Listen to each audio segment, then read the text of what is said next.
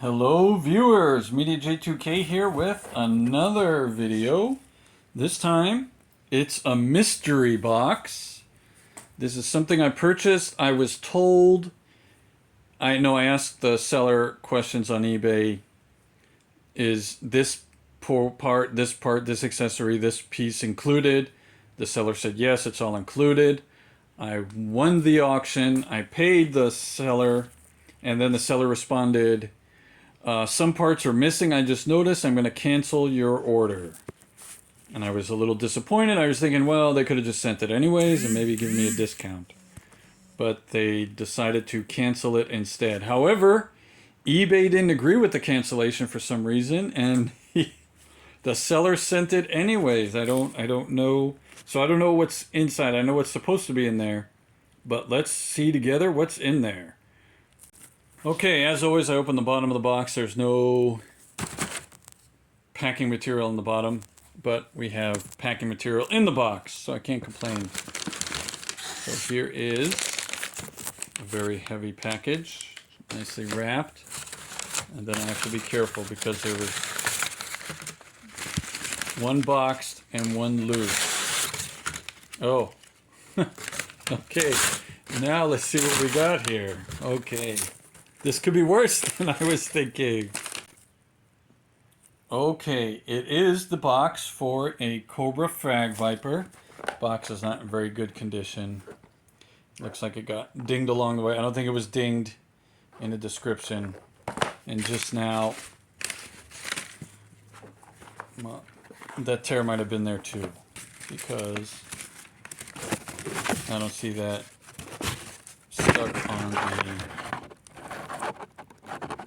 shipping material here. So let's see what's in the box then. I do see the Frag Viper and the Retro Viper, which is what I was supposed to get. Let's see what condition the figures are in.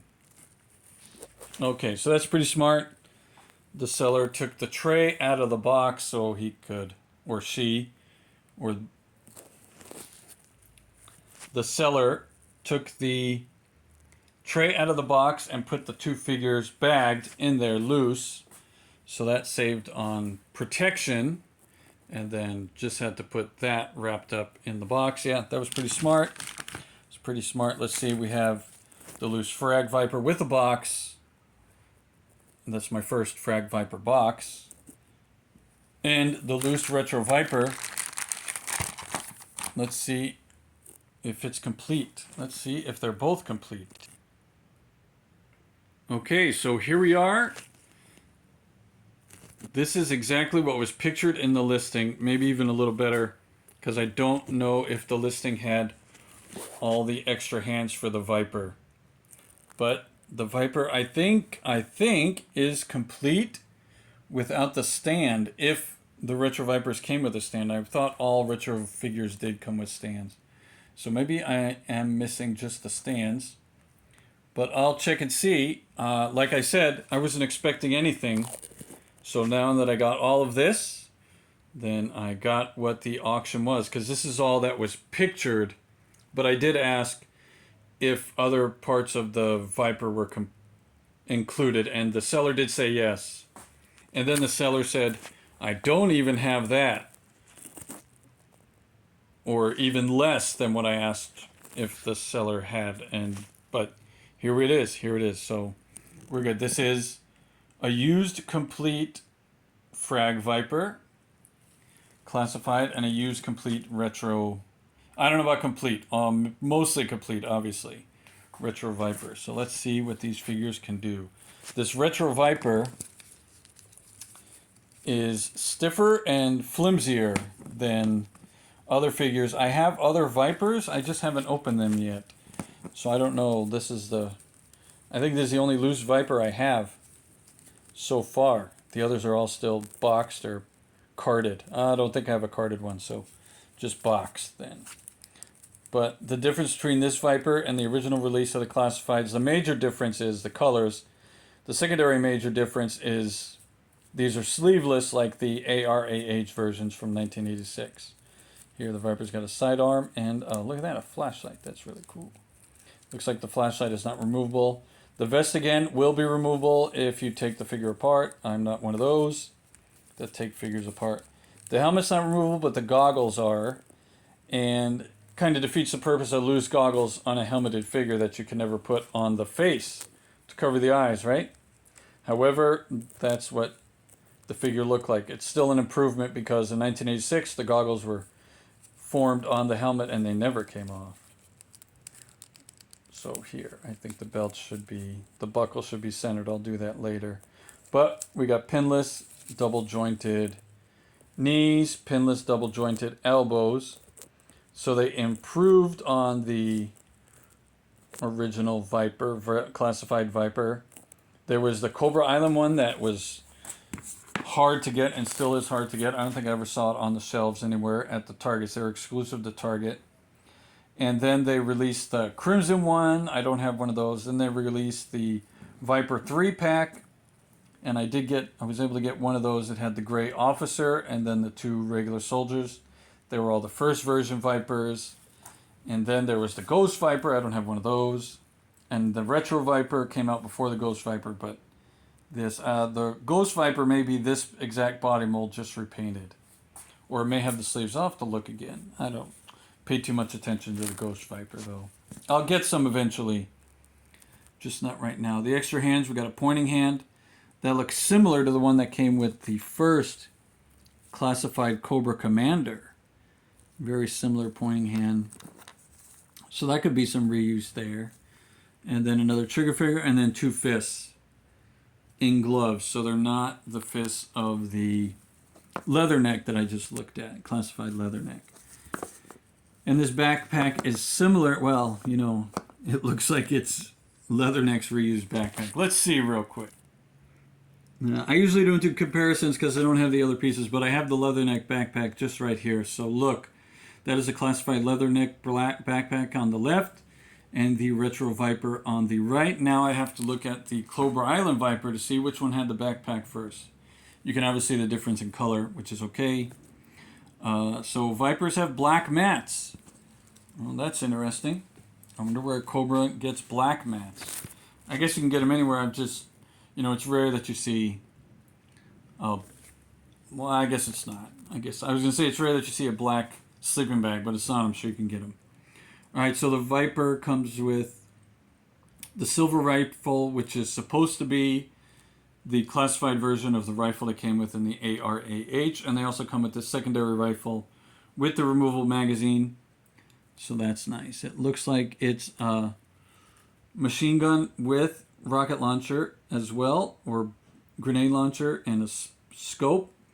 And this one's more for sniping.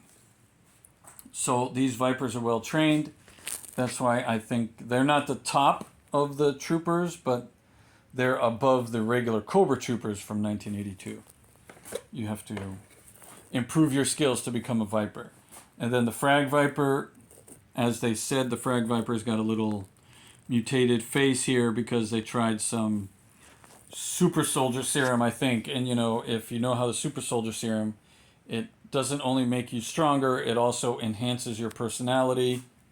So if you have a good personality, you become a really good super soldier. And if you have a not so good personality, you usually become a bad guy. With added problems to that. It's not just makes you a super stronger bad guy, it makes you a worse bad guy overall. But they're not too bad because they all seem to be able to take orders and throw their frag grenades at who they perceive as their enemy. All right, let's look at this Frag Viper really quick. He's got mini Uzis as sidearms with no suppressor, but they're a little bit shorter than Snake Eyes' Uzis, the classified Snake Eyes Uzis. Let's pull the other one out. So you can see this is an improvement on the ARAH version of the Frag Viper because that Frag Viper just came with one extra rifle, which was a little bit bigger than an Uzi. So these are easier to carry around. Two small weapons are probably lighter than one large weapon that you have to strap while you're carrying this backpack full of frag grenades. The hose to connect it to its Jai Alai type launcher. And he's got the insect looking helmet, but they did a really good job in this classified upgrade to this helmet. It looks really good on this figure compared to the original ARH version. Was a cool looking helmet, but it was a little bit bigger than it needed to be for the figure, and it just took away from the figure. But here they did a good job. It all proportions better. All right, and there's the hose on the backpack that goes to the face, the mouthpiece here on the helmet, and then the bigger hose goes directly to the launcher. I'll set that up, and that's how the grenades get from the backpack out to being thrown. So again, they're enhanced because they got to be strong enough to carry all this gear and throw those frags in a pretty far distance if necessary. In the Jai Alai arena, it's a big arena, but it's not like a battlefield. So, so a Jai Alai game is a lot more close quarters than the Frag Vipers are supposed to be. All right, while I'm doing this, let's talk about it. You have to slip the hand around the bar in the handle, and then these straps are flexible so you can pull them around the forearm of the figure. But you want to get the hand on there first. You could like turn the launcher upside down as you slip it onto his hand, and then roll it over around his fingers and then strap in the strap there. This is similar design to the 1980s version. However, that one just slipped over the hand. There was nothing you had to squeeze into the fingers back in that ARAH version. So there's that. And then the backpack sits on the back of the figure with no problem, but the bigger end of the hose goes into this hexagon here on the backpack, and the smaller end will fit into that slot there on the launcher. All right, give me a few more seconds. All right, so that's how the Frag Viper gets armed. And then we just have to, just like in the ARH version, we have to just imagine that these bigger looking grenades fit through this tube and come out the launcher and can get tossed, right? So that's, and they look kind of like the Green Goblin grenades, right? The original ARH version had 2 extra loose grenades that you could peg onto the top of the backpack. And one, you could fit them into the launcher because they had this piece on the tip of the grenade on the top that fit into this slot they put on the launcher. So you could have, I think it was 3 grenades, 1 in the launcher, 2 on the backpack, and then the backpack full of grenades that went through the hose imaginarily. So there's your Frag Viper, your classified Frag Viper. Articulation has got the chest cut and the waist, but the web gear here hinders the movement of the waist. But it goes, ab crunches are pretty good, but every regular movements won't be. It's got the double jointed knees and elbows, and the butterflies. It's got butterflies there. And the head, regular movements, but the helmet hose constricts some movements, so just be wary of that. You'll get the poses, but you don't want to put strain on the hose too much. All right, so that's the Frag Viper. Now let's gear up the regular Viper. All right, so here's our classified version of the ARAH Viper with his gray rifle and his black backpack. That's all you got. Well, obviously not with the this hand position, but this is all we got in 1986, and so here's the upgraded version. The magazine is removable. I slid it out so I could get that pose. This hand fell out right as I was moving, so it doesn't seem to fit in there so tightly, which is okay when you're pulling it out, but bad if it falls as you're modifying the figure's position. The shin guard, the forearm guards do rotate. It seems like they'll rotate all the way around on both sides. So that's a nice touch. so you could get them out of the way if you need to, or reposition them so he could, let's see. And I kind of got the pose I was looking for, resting the rifle on the forearm guard. That's how it's supposed to be. It didn't quite work out that way, but that's how so I'll try and get it good for the pictures in the short later. So there's your Viper. Let's put his other weapon on. The articulation, this figure's very loose. I don't know because if it was well played by a previous owner or it just came out of the package that way. All right, we got him with his other rifle. The magazine comes out of this figure as we saw, out of this rifle too. And he holds it pretty well. Again, the hand underneath. I was looking again, the flashlight does not come off back here. But that's nice that they put that on there. I'll have to look at the 1986 version and see if they'd had that molded. Let's check out the sidearm while we're here. No removable magazine or clip, whichever word is correct. But here, the sidearm. I like the brown pistol grips on the side. That one's got some sort of, I'll try and get it in the pictures, some sort of design on there. Yeah, it's the same on both sides. Almost like a elongated skeleton head, skull. Not sure. But these are these two figures. Thanks for watching. Thanks to those of you that like, share, and subscribe. Frag Viper and the Retro Viper. Again, roll real quick.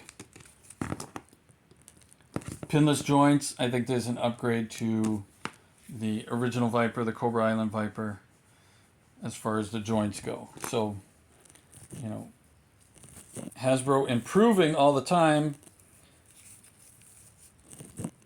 and sometimes regressing too in some aspects. Not talking about these figures specifically, but there are other figures where quality is a little bit less, as far as like this one's got good head movement, but some of the other new classifieds don't have good head articulation.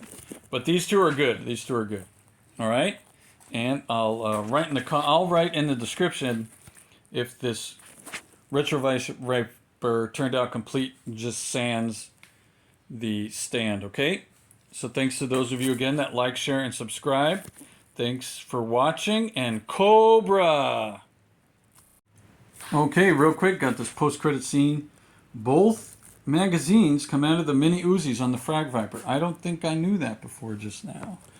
I was posing, that's why his helmet just came off. So that's nice. All right, so there you go. There you go. An extra detail in the Frag Vipers to, you know, increase the value. All right? All right. Thanks again for watching. Cobra!